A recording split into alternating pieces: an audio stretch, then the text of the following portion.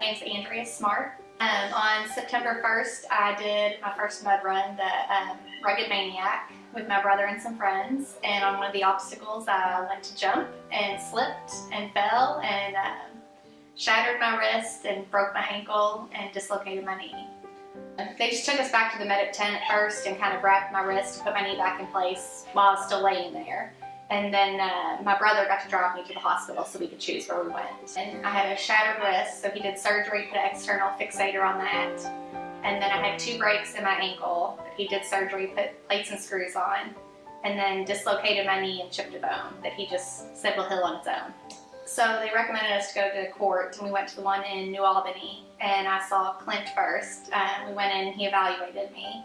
And it was traumatic to get out of the house in a wheelchair since I couldn't move. I did not like the stairs at all, but we got in, and after the evaluation, and Joyce also had looked at my hand, and I had chronic pain syndrome setting into my hand. So we needed to be seen immediately and get to work.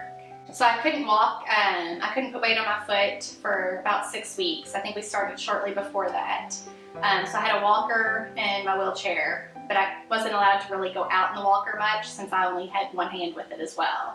Debbie came in and she evaluated me first just to kind of see our starting points, asked lots of questions at first just to go over my health history and everything, and then just kind of to see where we were starting with. Lots of exercises to do every day. Lots of different bands and stretches, and really they just started kind of basic, just starting to try and bend my knee and move my ankle. So it started small. I can now walk, I can wear shoes, so I can do little chores around the house, which doesn't sound exciting, but is super exciting. I can drive and go to Target. Getting out of the house is exciting. I was in the house for 2 months. So I've been ready to get out and do things or just play in the playroom. Like I wasn't able to tuck her into bed before. I couldn't fit my wheelchair in her room. So that's been a huge help.